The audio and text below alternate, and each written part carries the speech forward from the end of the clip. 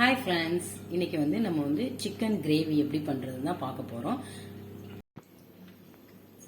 இன்னைக்கு chicken gravy எப்படி பண்ண போறோம்னு பார்க்க போறோம். நான் இன்னைக்கு 1/2 கிலோ சிக்கனை நல்லா கழுவிட்டு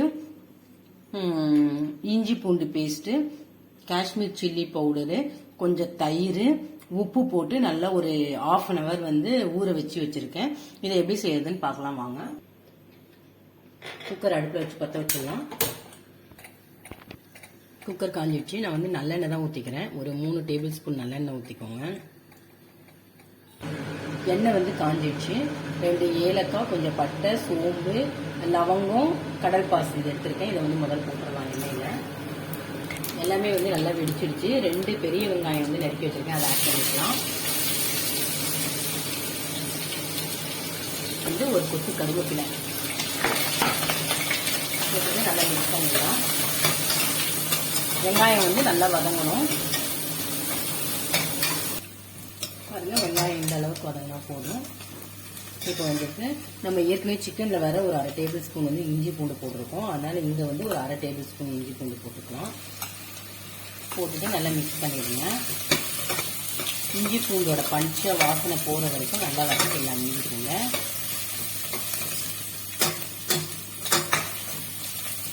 இப்போ இந்த ஊற வச்சிருக்கோம் இல்லைங்களா சிக்கன், அதை ஆட் பண்ணிடலாம். இதில்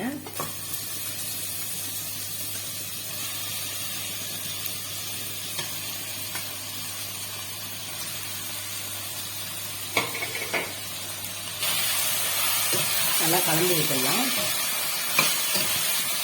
சிக்கன் நிறைய தண்ணி விடும். அதனால நல்லா ஒரு 5 நிமிஷம் வதங்குற வரைக்கும் வெயிட் பண்ணலாம். சிக்கன் பாருங்க நல்லா வதங்கிடுச்சு. பாருங்க, எண்ணெய் மட்டும்தான் இருக்கு, தண்ணியே இல்லை. இந்த சமயத்தில் ஒரு தக்காளி பொடியாக நறுக்கி வச்சிருக்கேன். அந்த தக்காளியை போட்டுக்கலாம்.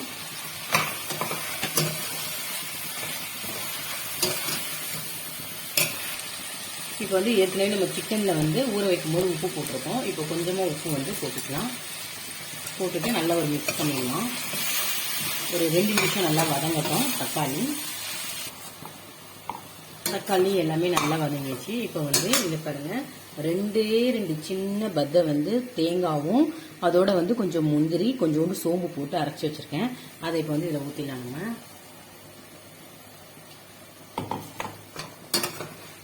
ஊற்றிட்டு நல்லா மிக்ஸ் பண்ணிடலாம்.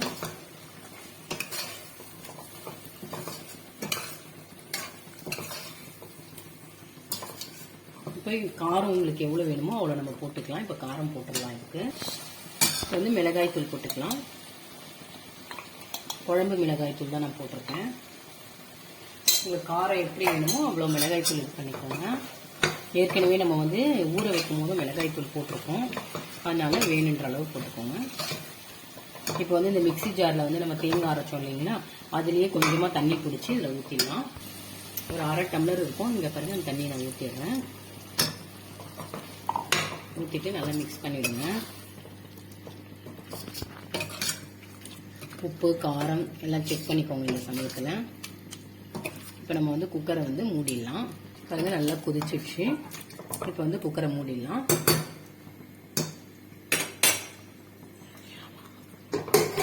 மூடிட்டு 2 விசில் வந்தோன்னா ஆஃப் பண்ணிடலாம்.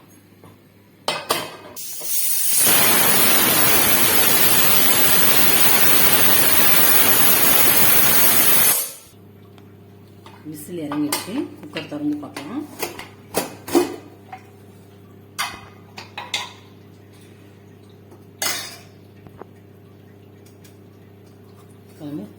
சூப்பராக சிக்கன் கிரேவி ரெடி ஆயிடுச்சு. இப்போ இதில் கொஞ்சம் கருவேப்பிலை, பச்சை கருவேப்பிலையை நல்லா கிள்ளி போடுங்க. அப்போ தான் நல்லா வாசம் ஃப்ளேவர் நல்லா இறங்கும் சிக்கனில்.